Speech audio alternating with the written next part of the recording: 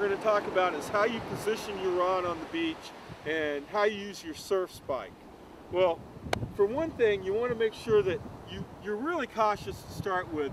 Our swash on the Atlantic beaches come up and down the beach periodically depending on tides and waves.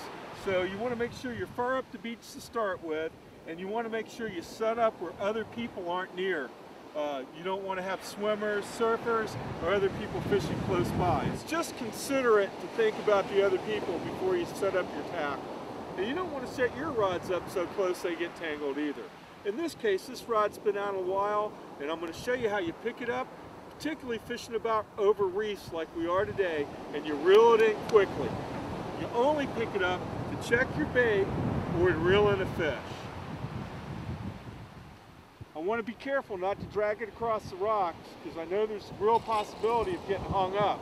I check the drag and I tighten it a little bit, and then immediately I start reeling and keep the rod tip high. And I want to be careful not to hesitate at all until I see that weight coming up on the beach.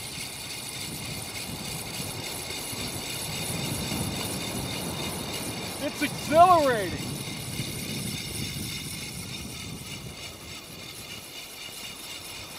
I get hung up on the bottom too. It's nothing you should be ashamed of.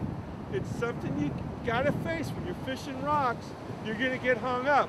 The idea is to minimize the damage. You know what I mean? Minimize it.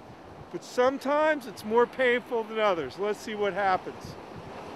So I've got a different angle. My theory is, and has been for a long time of doing this kind of surf fishing, is to get it off the bottom one, you can either swim out there and get it, or you can try to change the angle.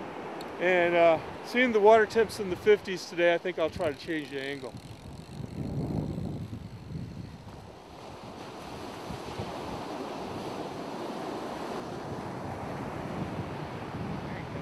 Guess what?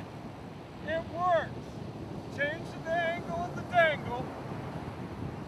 Now, like I said, surf fishing can be exhilarating. And got this rig off the bottom. Could really waste it. Could bait up the rigs and throw it back out. And after all that, running the rig along the reef, have a frayed line and it break off after all that effort. So you really have to make sure that you don't have frays here in your leader, and I think we're good to go. Well, I guess that's the proof is in the pudding here, you know. Sometimes the fishing is great, but the catching, well, that varies from day to day. And it was a great and glorious morning, but the fishing was a little subpar here on Florida's East Coast. It was Captain Rodney Smith with Rod's Tips for PureOceanTV.com, where you'll check me out next time.